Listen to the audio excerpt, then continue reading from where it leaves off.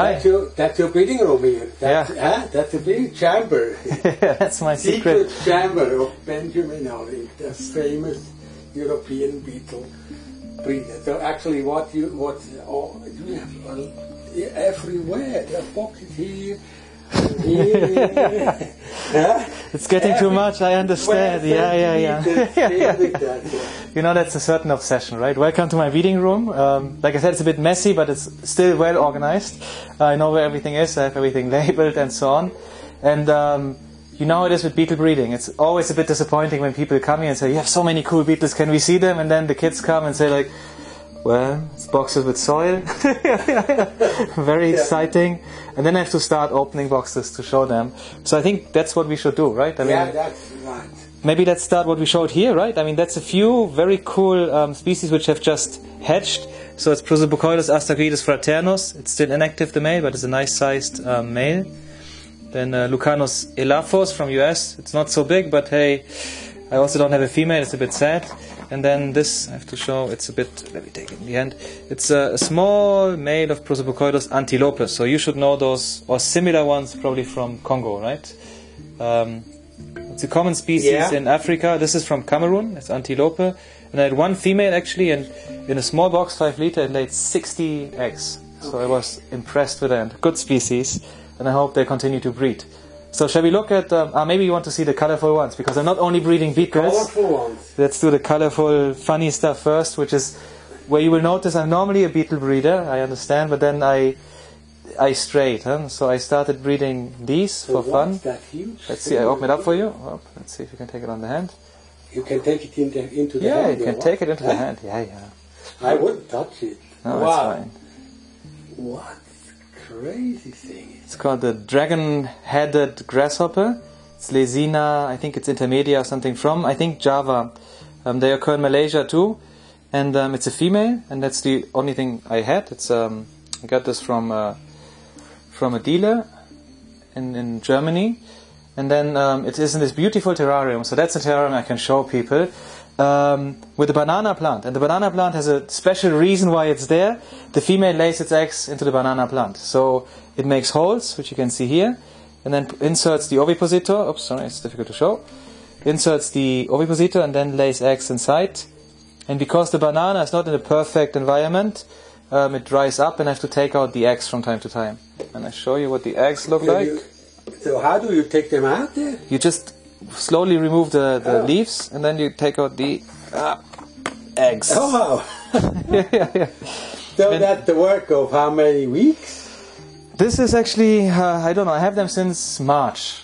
Okay. And then she laid eggs, and she keeps laying eggs, so I thought they should be over at some point. Sometimes they molt, I have to take them out. Yeah. But that's normal if they're not in the banana plant. Yeah. So it's normally better in the plant. But hey, if you take them out, I think it's just maybe 10% which molt. So she lays the eggs one by one? They're all together in a clutch, but she lays like every 2-3 weeks she lays some eggs. Okay. And she is on a good diet. I mean, you can hand feed her with mealworms, and that's why I said it's almost a real pet, not like the beetles. And then you see these boxes here, which is the babies. And this is the smaller babies. This is a lot of work. So that's where I show one of the smaller babies a little bit closer. I can open this. This is a tiny. This is fresh, one hatched. Let me open up. I hope it doesn't jump away. But you see, it's a tiny, small. It's on the side here. Yeah. They're very long antenna. Yeah. And this has hatched yesterday. Yeah. So it's you can see better now probably. Yeah. It's a small one. The bigger ones I have, I can show you. That's the latest addition to the whole family. The bigger ones are. Let me see here.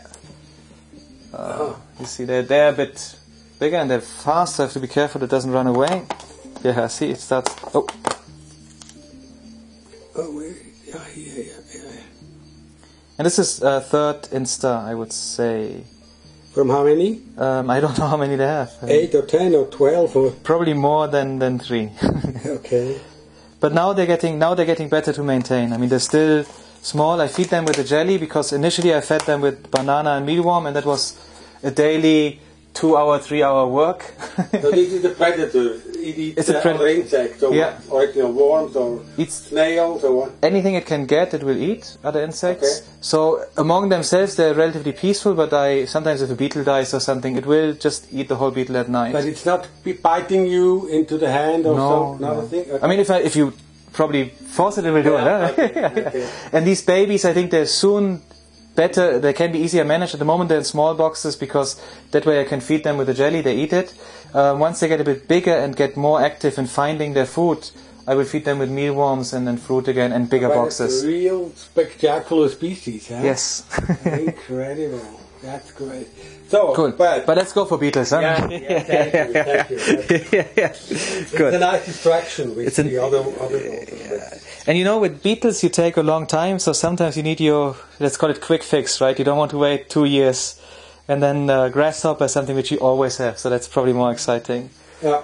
So here's my typical setups, right? This is mostly my breeding boxes for bigger species. Bigger species meaning Darkos. Here's Odontolabis. We talked about them in another video, so it should be fine. I have Megasoma here. Here's a box with Kirchnerius guangxi. What Megasoma? Actaeon, Yeah. French Guiana. Here's a Vertulus recticornis. I'll show some boxes soon. Yeah. And then here's some Gias, Megasoma Gias prandi. Here's Tripoxylus dichotomos. So that's more the larva. But then this is for big breeds, like I said, Odontolabis. Here I have, I can show this, Hexatrius, oh, she's even eating, Hexatrius davisoni. And this is how I keep them. It looks a bit messy, I agree. But that's what they do. I mean, normally the wood pieces, when I set them up, is covered in flake soil. But then when the female starts actually laying eggs and gnawing and so on, it condenses the flake soil, it sinks. And then at some point, when the wood has gotten softer like this, I can start digging and slowly breaking it apart and search for the larva. What is in the kimchi bottle there? That's a larva. So I got the kimchi from a friend. Guido sent me one. And then I put it in and I left it here just to remember that this is a Hexatrius davisoni, because I have Darkos in kimchi bottles as well. And it's your style kimchi bottle. Works perfectly fine for those. And those you can keep on flake soil, they get to good size. You can keep them in kimchi, they get to... You only have female here? The male died long time back. Okay. So I had a problem with them because I had about 10 females and 10 males, and they just didn't become active in the same time. So this is the only one actually which is laying eggs out of the 10. It's a bit heartbreaking, but hey, at least it's enough to get them through the next generation. So this is one. Let me take this down. Then here, I don't think we will see them much because I had just recently added wood. It's Darkos Hopi vinodulosus. And there's bigger locks inside because these small ones, they will not lay eggs. Hole here. Yeah, let's see. Yeah. We can.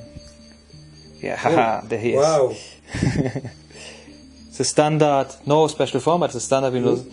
I think it's still one, apart from being very shy and nervous and always hiding away, because they live so long, they're fantastic pets for people. I mean, they're also, I say, very gentle. I mean, yes, don't put your finger in the in the mandibles, but very gentle and good for kids also, and very robust as well. Very hard. You cannot do much to them in terms of harm. And like I said, it's a good species. The female is laying eggs, and they will be put in kimchi just because it generates. And there's no danger that he kills the female. Like we know somehow from other species in this group, like Titanus. No, but people keep saying that, and the only thing ever happened to me was where it happened was a Titanus male which killed the female because the female was still too fresh. But normally, I tend to keep them together, and I have no issues. It will kill it. Hey, if you put them in a box like this, I put a male and a female, or in these tiny boxes, yes, then there will be damage. But here, the female can disappear. There's some space too. Yeah. And I think it's not so natural to keep them alone all the time. I mean, at some point when I know they're mated, I'll take out the males and put them in a, single piece, so the female can lay eggs undisturbed. But I have no issues having them a few weeks, a few months together. Okay. I have another Darkos. This is one of the famous Darkos from Japan, huh? Okuvagata, right? Yeah, Okuvagata. This is the... And like I said, the Japanese would probably laugh because it's just the standard white form. Yeah. It's not the special nose or something else form which they have. But to me, it's one of the nicest. In Japan, it's a real art to to rear them and breed them. They breed they breed them a lot, very common, but they breed forms. They make 90 millimeters, big extra wide. I like the wide forms most. This looks very messy, but this is what they did. It's even bigger Darkos. Ah, there's the female running away. That's not what we want. I want the male, and it's hiding there as well. See, they're even together. They don't do... Oh, let me see if I can get him without breaking the whole box apart. Oh, your finger? Oh, my finger. Yeah, that's... Oh, yeah. Let me show. Oops. Put this back in again so she can... They don't need the wood pieces, actually. They need the flake soil. This is a species, it's Darkos Anteos date from Malaysia. And they really lay their eggs into the flake soil. But I feel that the eggs are in flake soil, but then they really are... the larvae are going into the wood. So that's why I have the wood pieces. Technically, you could probably breed them on flake soil alone.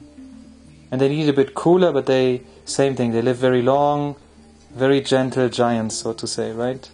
With this size. It's a good species. It's becoming quite rare because Malaysia has not much forest left, and those are anyways not so common in nature. So Darkos Anteos is something which should be kept and bred by more hobbyists. And I will distribute larvae if I get many. At the moment I have about 15 offspring, but they live long. There will be more. I think they can lay up to maybe 60 to 80 eggs in And for the total. larvae you need kimchi. You can do flake soil as well, but if you want bigger size, I think kimchi is better. And then cooler temperatures. So the larvae are in the basement at about 18 degrees Celsius now. I didn't want to keep them when it gets warm, and you see very shy. And this wood is just white rotten beechwood. Yeah. And this is from, I think, your mushroom breeding. Yeah. And it's a bit harder, like you would have for Darkos. For these, they don't need it. Like I said, they lay the eggs in flake soil. But yeah, it's not wrong to do it this way. Huh? So that's the big boxes.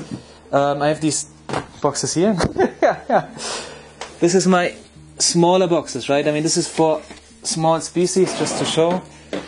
This is my setup for smaller species. This has, I have to check what is inside. Prosopocoidus biplagiatus from Hong Kong. That's the ones you should know. Yeah. You brought them. Yeah, from Jiminy. Yeah, from Jiminy. And they're in here, and they actually will lay eggs. They need a bigger piece of wood, and that's why I don't want to dig and disturb them, because you can see sometimes the females are laying eggs. You take the wood up. So, but this is already the second generation, huh? Third already. Third already, okay. So the life cycle is 1 year. About 1 year. Okay. Yeah. So they're quite cool. Third, yeah, we were there 2018. Yeah. So you brought them, and then let me see if I have something which I can show. This is the boxes I like. This is one species I love, but again, you don't see them. It's Prosopocoidus torresensis flavogutatus from Australia, and they, like this, they're hidden, but they lay a lot of eggs and larvae into any piece of wood, so it's an easy to breed species. But here is only larvae. There's beetles inside. Oh, beetles. It's my egg laying container. You see, I just reset them because I took out about 50 larvae and then reset them with like pieces of wood. But they like bigger, smaller, harder, softer. They're quite indiscriminative in what wood they take. And I have one which I can show. Just need to see. Yeah, here's the. Yeah, haha! Here you see one finally. This is how the setup for Bzone is, right? It's a female eating. Here's the male. Each got their jelly cup, and you see male and female together again. It's no problem. Yeah. And the male is almost telodont. Yeah. So this was on flake soil. I still have to figure out how. Bzone, yeah. That's also the ones you brought. It's also from Jiminy, yeah. But this is also third generation. Yeah. That's great. And they're a good and easy species to breed. So we're talking Jiminy. Jiminy is the man from Hong Kong now. Yeah. I hope he's doing well now, because his situation is a bit problematic there, but I hope he's doing well. Yeah. But hey, he brought us these beetles, so it's all good. Beautiful, yeah. And this is one of the bigger sized males. The only thing missing is a bit more of mandible, and it would be telodont. And I had them on standard flake soil, but a bigger box. Oops, one is trying to escape. Not so good. Yeah. Yeah, it's quite good. And then the rest I can show you is here. Oops, sorry. That's the last probably. And then we're done. This is how I keep my larva, right? You have these small boxes. I mean, hey, we can debate about my labeling system. I normally just... size, it's 500 milliliters. It's 500 milliliters, yeah. So this is for all, say, smaller stag beetle species. Okay. I mean, this is Odontolabis Bzone larva, and normally how I do it is I have a bit of wood when I select them out. That's the wood I find them in, right, when they lay eggs. And then on top is flake soil. And that's normally the safest way for me to make sure they don't get too shocked and they still manage to grow. Once they pupate, I always turn them around like this, because I have no boxes where somebody's pupating now. That's a very clever idea, Because otherwise it gets too wet here at the corner, and then you have the problem of humidity, and then they always rot. Yeah. And that's why you have to turn them around. That's why sometimes you see boxes like this, and sometimes turned around. And this is, for instance, I can show it here. These were turned around, but then I changed them later on. These are still waiting. Let's see here. See, this is a typical pupal chamber with Kirchnerius guangxi females. The females are first to hatch, but they're very long-living species, so it doesn't matter so much. They will just wait 2-3 months. If I see there's no male coming after, then I normally put them in the refrigerator, and they can hibernate for a few months. It's a good species that way. So these are my single larva boxes, right? Okay. And then others, cetonids I keep together, but then they normally go, if it's more than, say, 10-15 larvae, or if it's not carnivorous, they go in these standard 22-liter boxes. Thank you, Benjamin. Thank you. Hope it was success. Thank you. Thank you very much. Thanks.